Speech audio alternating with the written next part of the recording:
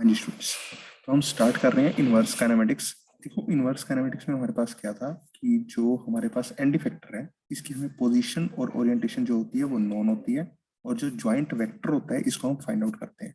तो joint vector को calculate करने का पर्पस क्या है कि जो हमारे पास एंगल ऑफ रोटेशन है इसको हम फाइंड आउट कर सकें। ठीक है, तो ये देखो हमारे पास क्या थे कि जो इनवर्स काइनेमेटिक्स टाइप प्रॉब्लम्स हैं इनको सॉल्व करने के लिए हमारे पास बेसिकली दो मेथड्स हैं। ठीक है, एक तो हमारे पास है ज्योमेट्रिकल मेथड और दूसरा था हमारे पास अलजेब्रिक मेथड। अलजेब्रिक मेथड्स उसके अंदर क्या था कि हमारे पास काइनेमेटिक इक्वेशंस होती हैं और उन काइनेमेटिक इक्वेशंस की हेल्प से हम क्या करते हैं, जो हमारे पास नॉन क्वांटिटी है, नॉन क्वांटिटी में हमारे पास क्या है, पोजीशन और ओरिएंटेशन एंड इफेक्टर की, वहां से हम क्या कैलकुलेट कर रहे थे, जो जॉइंट वेक्टर है उसको हम कैलकुलेट कर रहे थे। उसके अंदर हमारे पास क्या था कि हमने मैथमेटिकल मॉडलिंग जो है वो डिस्क्राइब की थी, और मैथमेटिकल मॉडलिंग का जो सॉल्यूशन था वो हमें कहाँ से मिला था, अलजेब्रिक इक्वेशंस जो हमने डिफाइन की थी उसके अंदर। Now we have one more method, we have one another method to solve the kinematic inverse kinematic type problems. ठीक है, तो ये जो दूसरा मेथड है, this method is known as geometrical method. जी ठीक है, now we come to this method. इसके अंदर देखो बेटा, आपके पास क्या है, ये आपको काइनेमेटिक चेन दिखाई हुई है, इसके अंदर आपको जॉइंट्स दिखाए हुए हैं। एक हमारे पास कौन सा जॉइंट है, ये कौन सा जॉइंट है, रेवोल्यूट जॉइंट, और ये कौन सा जॉइंट है, प्रिस्मेटिक जॉइंट। ठीक है, तो अगर हमारे पास इस टाइप की कोई काइनेमेटिक चेन है, इस काइनेमेटिक चेन का जो टॉप व्यू है वो आपको यहाँ दिखाया हुआ है। ठीक है, एक प्रिस्मेटिक जॉइंट है, यानी कि एक इसके अंदर क्या होगी, ट्रांसलेशन होगी, और एक इसके अंदर क्या होगी, रोटेशन होगी। तो रोटेशन के लिए जो हमारे पास जॉइंट वेक्टर रहेगा वो क्या रहेगा, θ1। This is the angle of rotation for this link, so that this link can rotate out the base joint. ठीक है, और about the base link you can say. देखिए ये टॉप व्यू है हमारे पास। अब पहले हम इस काइनेमेटिक चेन को समझ लेते हैं। देखिए इस काइनेमेटिक चेन में हमारे पास क्या है, वन जो बेस लिंक है, ठीक है, starts from there, this is first link. ठीक है, and this link is rotating about the first link with this angle of rotation, that is θ1 is given to you. ठीक है, अब ये जो लिंक है ये इस लिंक के साथ क्या है, रिजिडली बाउंड है। ठीक है, रिजिडली जो बाउंड है, ये वाला लिंक जो आपको A2 लिंक है वो A1 लिंक के साथ क्या है, रिजिडली बाउंड है। अब ये जो लिंक है इसके अंदर जो एक्चुएशन आएगी, that actuation is basically of a type of translation. ठीक है, ट्रांसलेशन टाइप की जो इसके अंदर एक्चुएशन आएगी वो इस ज्वाइंट की वजह से आएगी, इस प्रिस्मेटिक ज्वाइंट की वजह से आएगी, और अलोंग दिस एक्सिस इसके पास क्या आएगी, ट्रांसलेशन आएगी। तो फाइनली जो आपका रिजल्ट आपको ऑब्टेन होता है वो कहाँ पर ऑब्टेन होता है, आपको एट एंड इफेक्टर। और एंड इफेक्टर का ये क्या है, कोऑर्डिनेट फ्रेम। ठीक है, और इस कोऑर्डिनेट फ्रेम का जो असाइनमेंट होगा या जो इसकी लोकेशन होगी या जो इसकी आप ओरिएंटेशन कह सकते हैं वो इसकी तरह होगी, इससे प्रीवियस जो हमारे पास कोऑर्डिनेट फ्रेम है उसके जैसी होगी। ठीक है, तो ये देखो ये हमारे पास फर्स्ट लिंक, ये सेकंड लिंक, और ये हमारे पास थर्ड लिंक। जो थर्ड लिंक के अंदर ट्रांसलेशन आएगी, थर्ड लिंक कौन सा है, एंड इफेक्टर का लिंक है, इसके अंदर जो ट्रांसलेशन आएगी वो ये आएगी D2, और इस लिंक की जो लेंथ है वो कौन सी है, A3। इस लिंक की लेंथ क्या है, A2, इस लिंक की लेंथ क्या है, A1।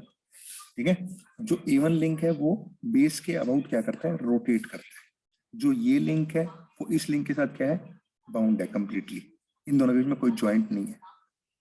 ये जो लिंक है वो इस लिंक के रिस्पेक्ट में क्या करेगा, ट्रांसलेट करेगा। ठीक है, ये हमारे पास कौन सा है, एंड इफेक्टर का लिंक है। अच्छा अब ये देखो, ये हमारे पास क्या है, टॉप व्यू है। तो टॉप व्यू में जो आप देखोगे तो आपको क्या दिखाई देगी, एक रोटेशन है हमारे पास, इसके अंदर जो हमारे पास एंड इफेक्टर है, ये एंड इफेक्टर है।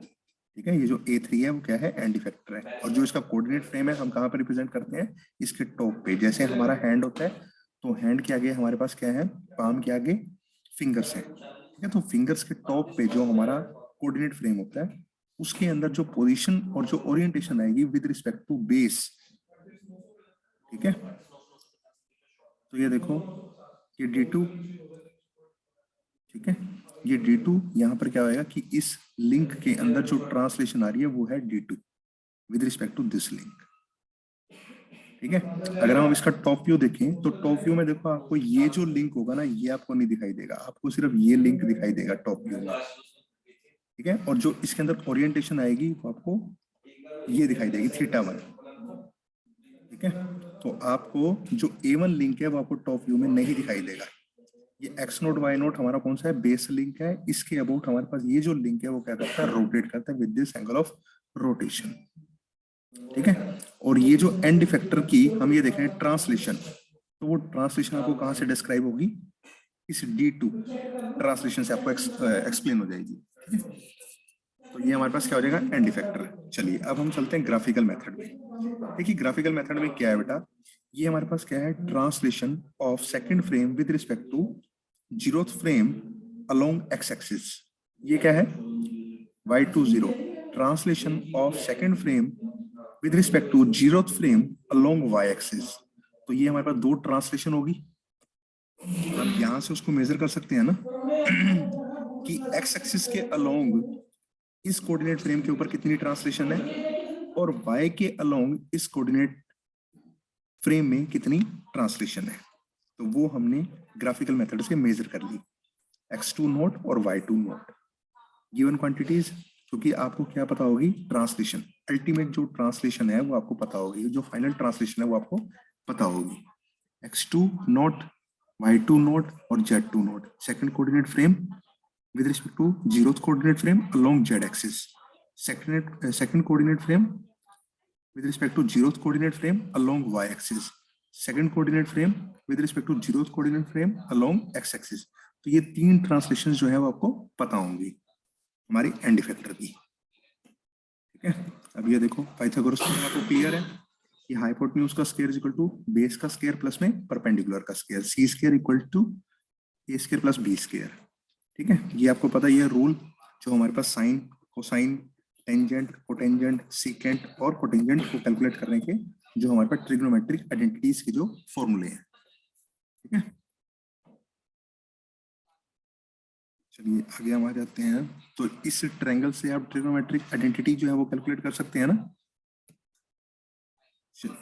लॉ ऑफ कोसाइंस, अब इसके अंदर जो आपके फॉर्मुलेशंस यूज होंगी वो आपको दी हुई है। ठीक है, ये हमारा बेसिक्स, ये बेसिक क्या है, जो हमारा फॉर्मुलेशंस है, बेसिक मैथमेटिकल फॉर्मुलेशंस है वो आपको गिवन है। तो ए स्क्वायर जो होता है, अगर हमारे पास एक ट्रायंगल ऐसी फॉर्म हुई जिसके अंदर अगर हमें ये वाला एंगल गिवन है, तो A square is equal to B square plus C square minus में 2bc कॉस अल्फा। ठीक है, तो ये बेसिक मैथमेटिकल फॉर्मुलेशन आपको पता होनी चाहिए ताकि आप ये जो एंगल है इसको आप फाइंड आउट कर सको। ठीक है, अगर आपको ट्रांसलेशंस पता है और अगर आपको ये एंगल ऑफ रोटेशन को फाइंड आउट करना है तो आप इस ट्रिग्नोमेट्रिक जो हमारे पास क्या है ट्रांसफॉर्मेशन की जो आइडेंटिटी है आप इसको यूज कर सकते हैं। ठीक है, लॉ ऑफ साइंस, तो ये आपको पता होनी चाहिए। इसके अंदर a upon sine a, b side b upon में sine of angle is equal to c side. ठीक है, ये साइड लेंथ अपॉन में angle c, sine of angle c. ठीक है, तो ये लॉ ऑफ साइंस हमें पता होना चाहिए। अब ये देखो जो हमारे पास वो बनेगी, ये क्या है हमारे पास बेस और ये क्या है हमारे पास परपेंडिकुलर। तो हमारे पास जो टोटल ट्रांसलेशन गिवन है, अगर हम इस लेंथ से मेजर करें हाइपोटेन्यूज से, तो वो हमारे पास क्या है, गिवन है। तो ये क्या है, लिंक ऑफ अपना लेंथ ऑफ सेकंड लिंक, ये क्या है लेंथ ऑफ थर्ड लिंक, और ये क्या है translation of third link with respect to second link, this is given to you D2। ठीक है, that you have measured this translation in terms of D vector. ठीक है, तो D2 ये हमें ट्रांसलेशन जो है वो गिवन है। ये देखो आपके पास ये था ना, A2 plus A3 plus D2। ठीक है, तो जो इसके अंदर मैक्सिमम ट्रांसलेशन आ सकती है with respect to base coordinate frame, वो हमारे पास कितनी आ सकती है, A2 plus A3 plus D2। ठीक है, तो ये मैक्सिमम ट्रांसलेशन आ सकती है, इसको हम बोल रहे हैं हाइपोटेन्यूज। तो बेस के अलोंग ट्रांसलेशन, ये हमारे पास परपेंडिकुलर के अलोंग ट्रांसलेशन, और ये हमारे पास टोटल ट्रांसलेशन।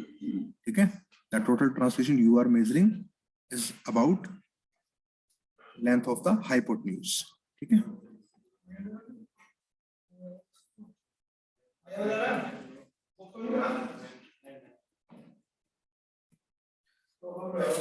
ठीक है, squaring by applying square root on both sides, तो हमारे पास ये आ जाएगी कि जो हमारे पास D2, ये हमारे पास क्या आएगी, अननोन क्वांटिटी होगी ना।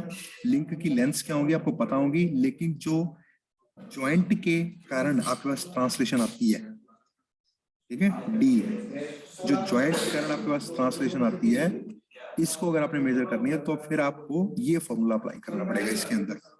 ठीक है, ये टोटल ट्रांसलेशंस, ये फिर उसका स्क्वायर रूट, और ये लिंक की लेंथ को हमने क्या कर दिया, हाँ जी, सब्ट्रैक्ट कर दिया, तो हमारे पास D2 जो ट्रांसलेशन है वो हमें पता लग गई है।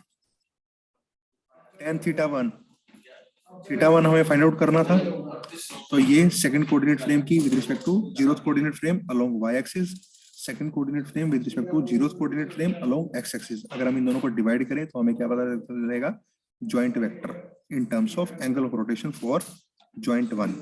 ठीक है, θ1 की वैल्यू हमें पता चल जाएगी।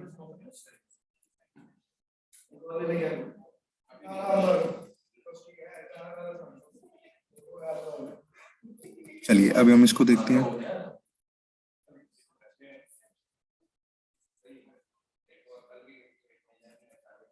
ठीक है जी,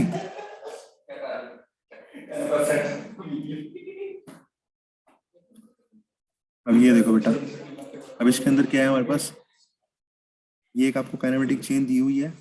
इस काइनेमेटिक चेन के लिए हमें कार्टेशियन कोऑर्डिनेट सिस्टम की जो रिप्रेजेंटेशन है फॉर ईच इंडिविजुअल जॉइंट वो भी हमें नोन है। ठीक है, तो जेड नोट के अलोंग इसके अंदर ट्रांसलेशन आएगी। ठीक है, और ये जो ट्रांसलेशन आएगी इस प्रिस्मेटिक जॉइंट के कारण आएगी।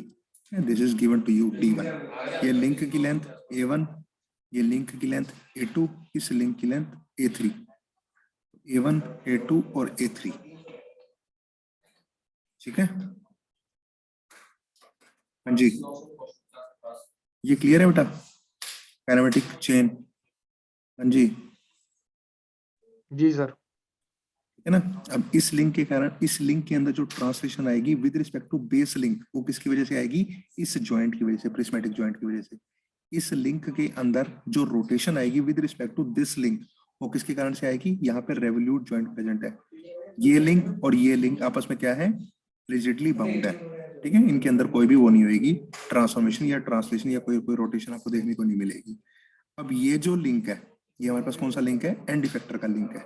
ठीक है, अब इसका देखो, जो हमारे पास एंड इफेक्टर की लेंथ है, इसके अंदर जो अल्टीमेट रिजल्ट्स आपको देखने को मिलेंगे वो कोऑर्डिनेट फ्रेम इसके अकॉर्डिंग देखने को मिलेंगे। तो इस कोऑर्डिनेट फ्रेम की जो रिप्रेजेंटेशन होगी वो सेम होगी इससे जो प्रीवियस कोऑर्डिनेट फ्रेम है उसके जैसी। ठीक है, अब ये देखो Z2 इधर, Z1 इधर, Y2 इधर, Y1 इधर, X2 इधर, X1 इधर। ठीक है, तो ये हमारे पास हो गया। अब टॉप व्यू में देखो आपको क्या दिखाई देगा, टॉप व्यू में अगर हम इसको ऊपर से देखेंगे तो हमें क्या दिखाई देगा, एक इसके अंदर जो ट्रांसलेशन आ रही है वो उसकी रिप्रेजेंटेशन हम किससे कर देंगे, A1 प्लस में हमारे पास यहाँ पर एक D वेक्टर आ जाएगा। ठीक है, अब इस लिंक के अंदर जो रोटेशन आ रही है वो आपने यहाँ पर ऐसे दिखा दी, ये आपके पास रेवोल्यूट जॉइंट है और ये हमारा प्रिस्मेटिक जॉइंट है। तो प्रिस्मेटिक जॉइंट को देख लो कि कैसे दिखाना है टॉप व्यू में, ये हमारे पास क्या है, 3D व्यू है। ठीक है,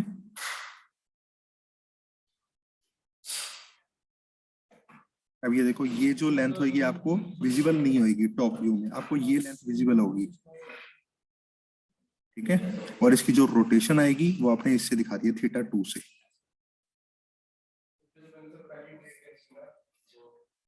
ठीक है, ये देखो, अब ये हमने सिंप्लीफाई कर लिया इसको 2D ड्राइंग के अंदर, फिर हमने इसको क्या कर दिया, अलजेब्रिक मेथड जो हमारे पास वो है, geometric method, sorry geometric method में इसकी हमने रिप्रेजेंटेशन कर दी है।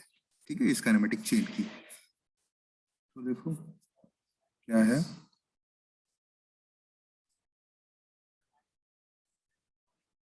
अब ये देखो, जो इसके अंदर आपको यहाँ पे है हमारा कोऑर्डिनेट फ्रेम, अब इसके अंदर हमें एक तो ट्रांसलेशन मिल रही है किसमें, एक्स एक्सिस के अलोंग, और एक हमें ट्रांसलेशन मिल रही है जेड एक्सिस के अलोंग।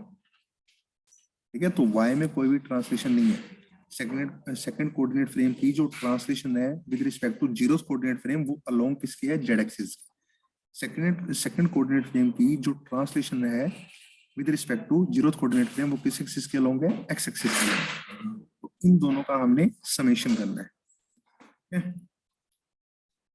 और एक हमारे पास इस लिंक के अंदर जो आपको रोटेशन दिखाई दे रही है वो आपने यहाँ पर ऐसे रिप्रेजेंट कर दी, तो ये हमारे पास ट्रायंगल एक बन गया है, ठीक है? अब ये देखो कि आपको क्या कैलकुलेट करना है।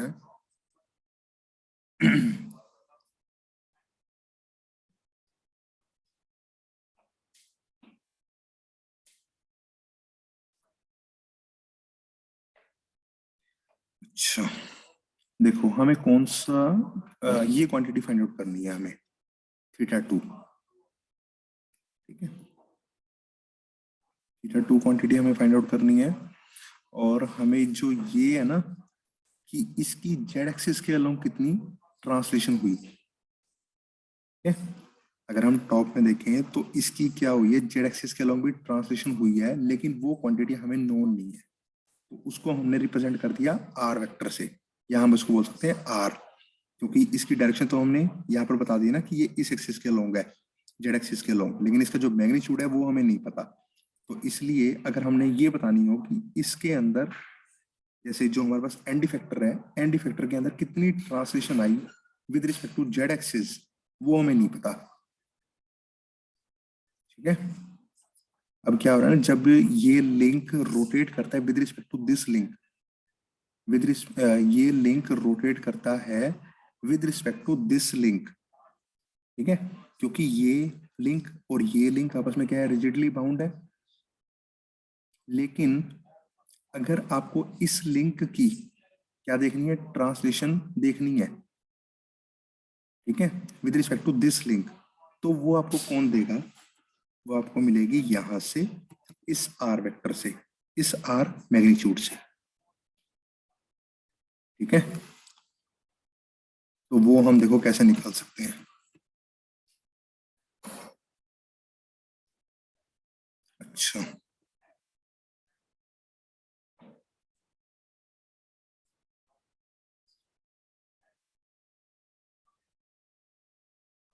देखो अगर हम देखें यहाँ पर, ये जो आपके पास है ना, ये हमारे पास कितनी है, हाँ जी, इसकी लेंथ कितनी है, ये कौन सा लिंक है, ये थर्ड लिंक है आपके पास, ठीक है?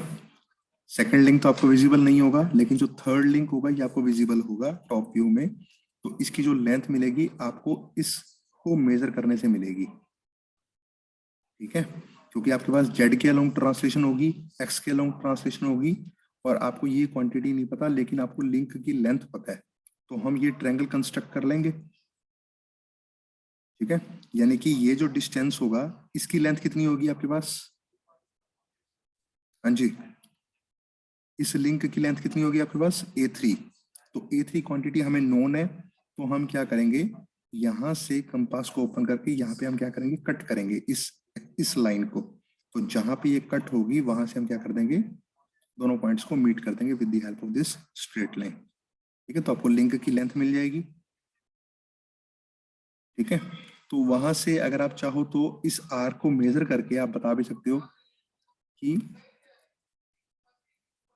इसके अंदर जो ट्रांसलेशन आई है, इसके अंदर जो ट्रांसलेशन आई, जो एंड इफेक्टर के अंदर ट्रांसलेशन आई है with respect to this link, वो कितनी आई है, उसको आप मेजर कर सकते हो,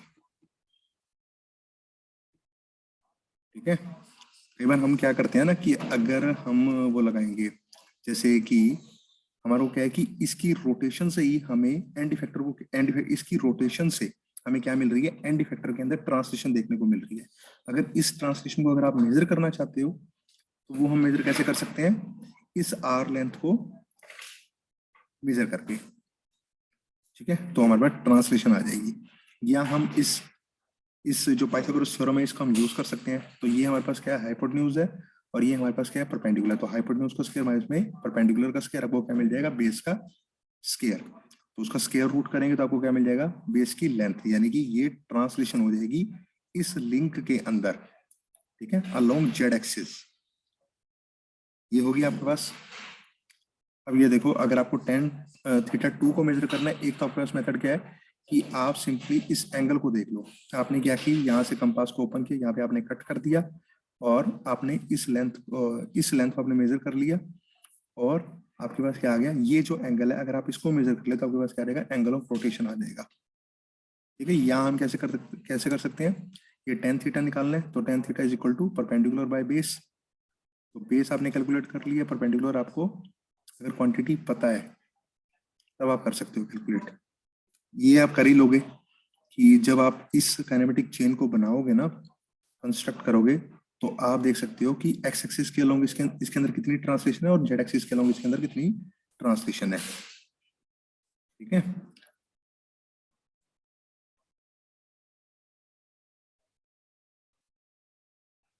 देखो ना, ये अब जेड एक्सिस के अलोंग इसके अंदर कितनी ट्रांसलेशन होगी, यहाँ तक को अगर हम मेजर करें तो जेड एक्सिस के अलोंग ट्रांसलेशन हो जाएगी। ठीक है, और एक्स एक्सिस के अलोंग आप ट्रांसलेशन मेजर कर ही सकते हो।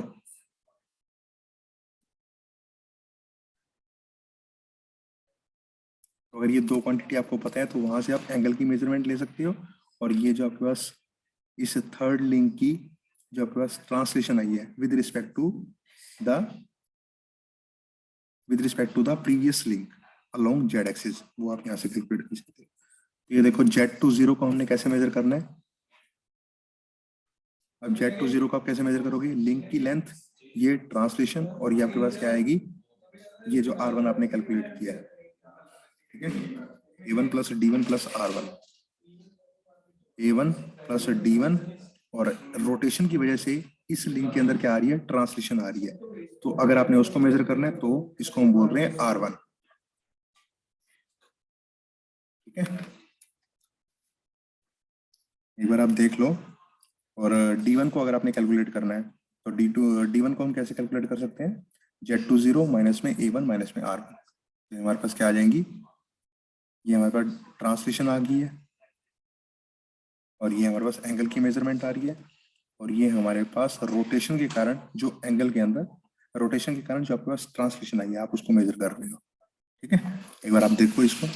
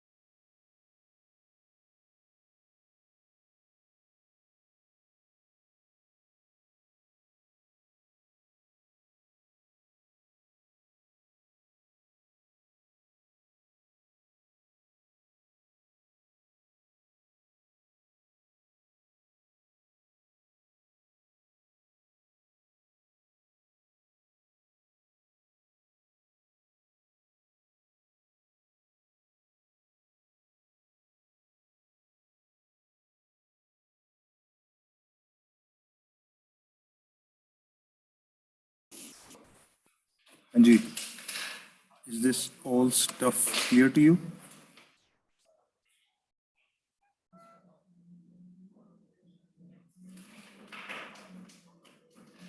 हाँ जी, is there any doubt to anyone? No sir. ठीक है ना, कर लोगे? यस। पेपर के अंदर क्या होगा ना, देखो जैसे आपके पास अगर ये काइनेमेटिक चेन होगी तो आपको क्या दिखाई होगी वहां पर, ये लिंक की लेंथ आपको गिवन होगी, इस लिंक की लेंथ आपको गिवन होगी, और आपको क्या करना है, इस लिंक की लेंथ भी आपको गिवन होगी। आपको क्या निकालना है, इस थीटा 2 की वैल्यू निकालनी है और इस D1 की वैल्यू निकालनी है। ठीक है, आपको काइनेमेटिक चेन गिवन होगी। हो सकता है कि कार्टेशियन कोऑर्डिनेट जो सिस्टम है वो अपने हर एक ज्वाइंट के ऊपर खुद से असाइन किए हुए हैं। ठीक है, एक ये भी हो सकता है कि आपको कार्टेशियन कोऑर्डिनेट सिस्टम जो है वो खुद से असाइन करना हो हर एक ज्वाइंट के ऊपर, और हो सकता है कि आपको ये कार्टेशियन कोऑर्डिनेट जो है वो आपको गिवन हो और आपको लिंक की लेंथ्स गिवन हो और आपको ट्रांसलेशन और रोटेशन जो है वो आपको फाइंड आउट करनी हो। ठीक है, तो ऐसी प्रॉब्लम्स आती हैं इसके अंदर। अब जैसे कि ये है हमारे पास, अब यहाँ पर क्या है कि देखो दो रोटेशन है आपके पास, ठीक है, इन दोनों रोटेशंस की जो वैल्यू है वो आपको फाइंड आउट करनी है,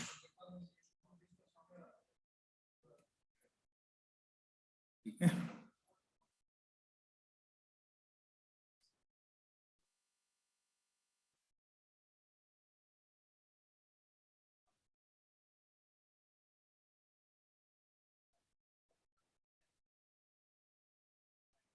ये देखो, अब इसके अंदर क्या है, ये जो लिंक है वो बेस के अबाउट रोटेट कर रहा है, ठीक है, with this angle of rotation.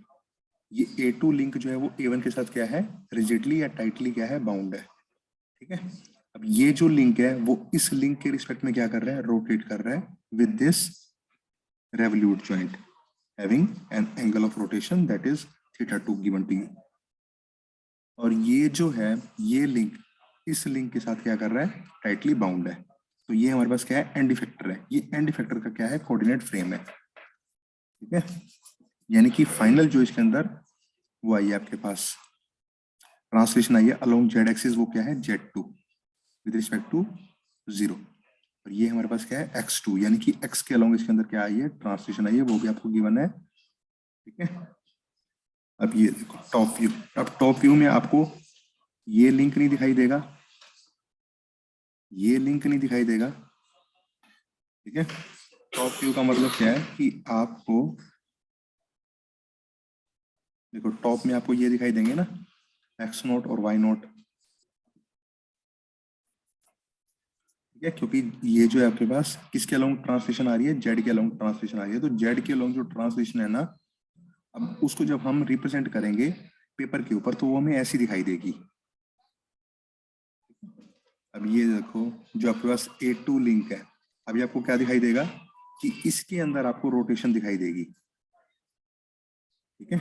इसके अंदर आपको रोटेशन दिखाई दे रही है, आपको लगेगा कि ये लिंक जो है वो बेस के रिस्पेक्ट में रोटेट कर रहा है, लेकिन एक्चुअल में क्या है कि जो ये A1 लिंक है ना, ये बेस के रिस्पेक्ट में रोटेट कर रहा है, ठीक है। अब ये जो लिंक है इस लिंक के रिस्पेक्ट में रोटेट कर रहा है, लेकिन आपको जो दिखाई देगा ना टॉप व्यू में, वो क्या दिखाई देगा कि जो ये A4 लिंक है ना, ये बेस के इसके रिस्पेक्ट में क्या कर रहा है, रोटेट कर रहा है,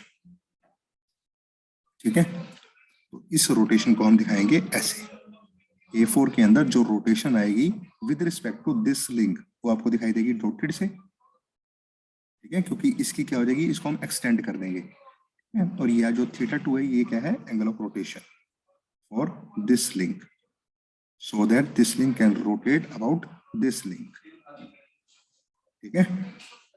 तो ये हो जाएगा A4।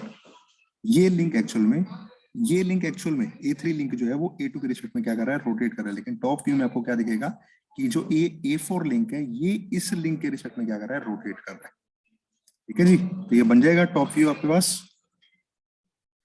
हाँ जी, ये टॉप व्यू बन जाएगा। अब इसकी सिंप्लीफिकेशन के लिए हम क्या करते हैं, ज्योमेट्रिक मेथड को यूज करते हैं, ठीक है। अब ये देखो ज्योमेट्रिक में आपको क्या दिखाई देगी कि जो आपको दिखाई देगी कि एक्स एक्सिस के अलोंग जो एंड इफेक्टर के अंदर ट्रांसलेशन है वो आप किससे रिप्रेजेंट करोगे, x20। इसको आप चाहे मेजर भी कर सकते हो, ठीक है। और यह हो सकता है कि आपको गिवन हो ये क्वांटिटी, ठीक है। और ये क्या है, y एक्सिस के अलोंग जो सेकंड कोऑर्डिनेट फ्रेम है इसके अंदर क्या आई है, रोटेशन, वो आई है translation with respect to base coordinate frame, ठीक है। हमारे पास A2 हो गया, ये θ1, ये φ1, ये φ2, ये टोटल क्या आ रही है, ट्रांसलेशन आ रही है।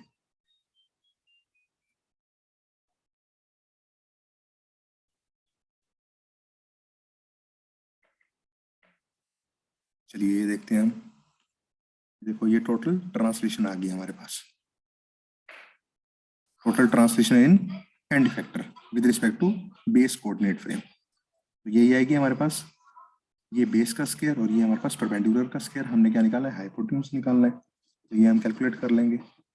θ1 हम कैसे कैलकुलेट कर सकते हैं, ये देखो ये φ2 है जो टोटल रोटेशन है। अगर हमें टोटल रोटेशन गिवन होगी ना, जो ओरिएंटेशन होगी वो हमें गिवन होगी, और अगर हम φ1 की वैल्यू निकाल लें तो हमें क्या मिल जाएगा, इस θ1 की वैल्यू मिल जाती है, ठीक है। और tan phi 2 आप कैसे निकाल सकते हो?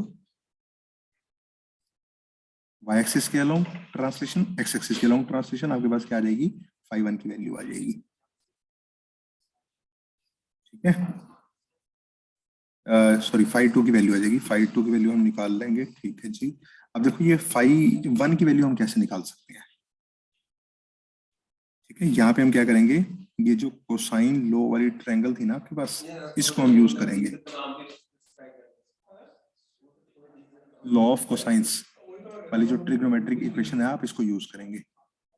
ए square equal to B square plus C square minus में 2bc कोस अल्फा। देखते हैं हमने कैसे यूज किया इसको।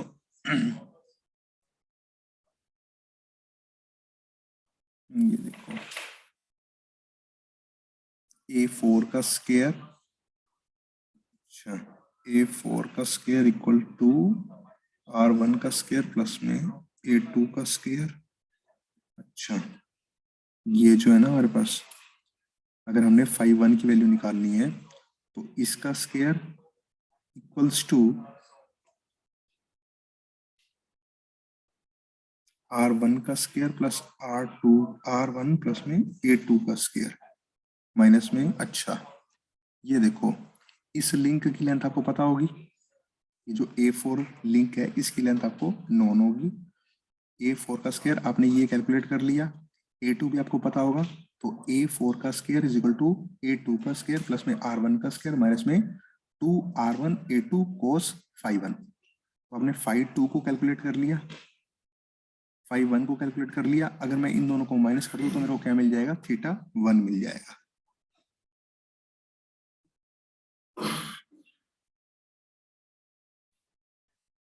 ठीक है, ये थीटा 1 आपने कहाँ कैलकुलेट किया हुआ है? ये phi 1 हो गया। देखो थीटा 1 हम ऐसे निकाल सकते हैं, phi 2 माइनस में phi 1, तो phi 2 निकल गया, phi 1 निकल गया, इन दोनों को माइनस करेंगे, हमारे पास थीटा 1 की वैल्यू आ जाएगी। phi 3 प्लस में theta 2 equal to 180 degree, phi 2 plus में थीटा 2।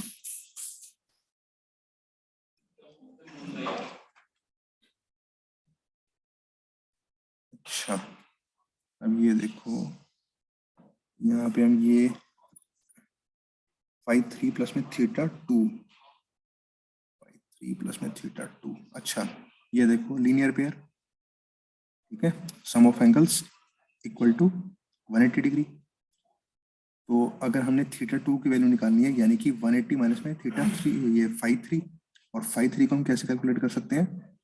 देखो यहाँ पे हम लगा सकते हैं कोसाइन वाला लॉ, लगा सकते हैं कोसाइन लॉ फॉर ट्रायंगल। देखो r1 का स्क्वायर इक्वल्स टू a2 का स्क्वायर प्लस में a4 का स्क्वायर माइनस में twice of a2 a4 cos phi 3। तो phi 3 की वैल्यू हम कैलकुलेट कर लेंगे। आपको ये टोटल ट्रांसलेशन पता है, लिंक की लेंथ जो है वो आपको नोन है, तो आप phi 3 की वैल्यू कैलकुलेट कर सकते हैं।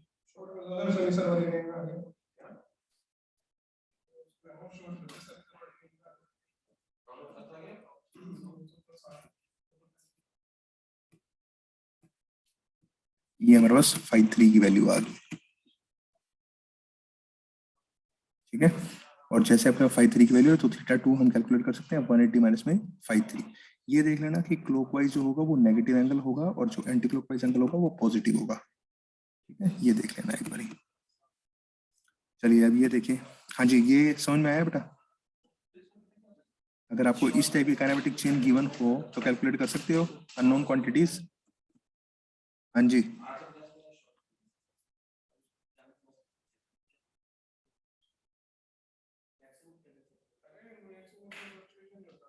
Are you getting me?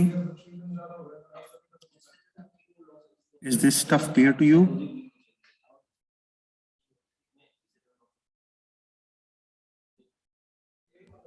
Yes, sir. Who is speaking? Yes, sir. Akash?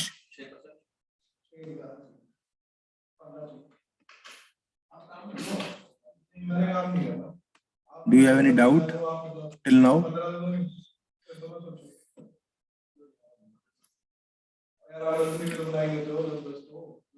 Is there any doubt to anyone? No, sir. ठीक है, देखो बेटा ये हो जाएगी काइनेमेटिक चेन। अगर आपको इस टाइप की काइनेमेटिक चेन गिवन हुई तो आप कैलकुलेट कर लोगे अननोन क्वांटिटीज। जैसे हमें क्या बताना है, D3 की वैल्यू, D2 की वैल्यू और θ1 की वैल्यू। तो जितने हमारे पास ज्वाइंट वेक्टर होते हैं, ज्वाइंट वेक्टर की रिप्रेजेंटेशन अगर रेवल्यूट ज्वाइंट है तो वो थीटा से होगी, और अगर वो प्रिस्मेटिक ज्वाइंट है तो फिर वो D से होगी। ठीक है,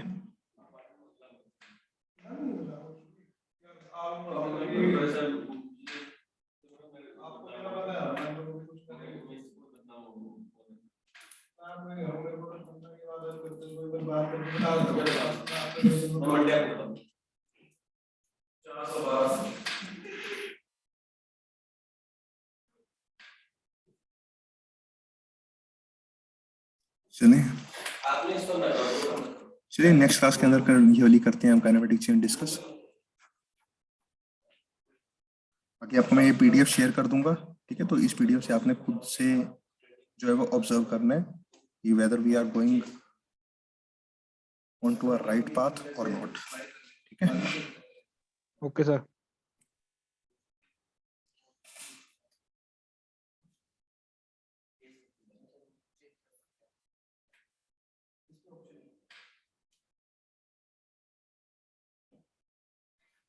तो हमारा ये जो होता है इनवर्स काइनेमेटिक्स वो यहाँ तक है। That's all for today's lecture. Thank you all. एक बार अटेंडेंस ले लूँ आपकी।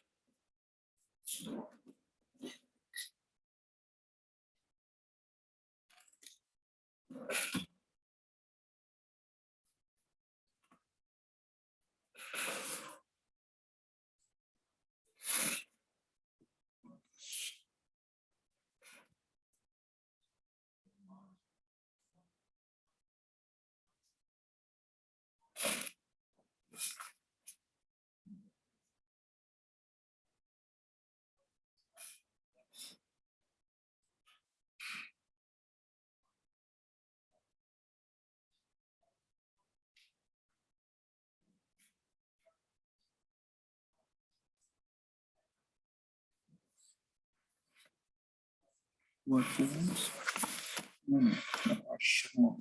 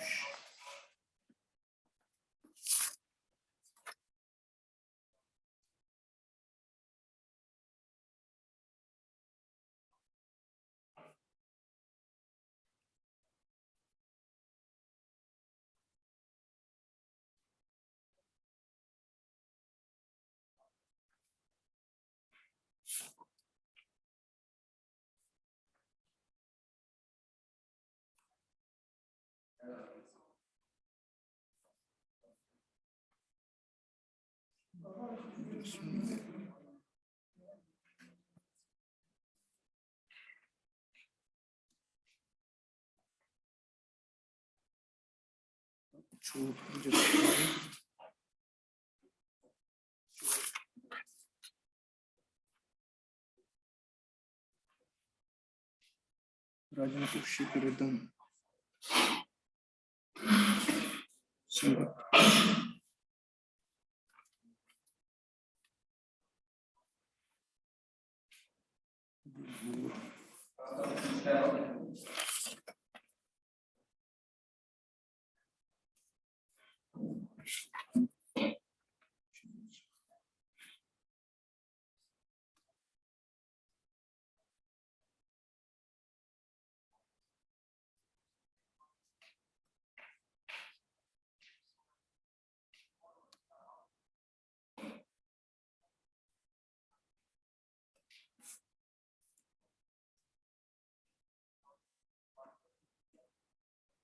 एक दो चार पाँच छः सात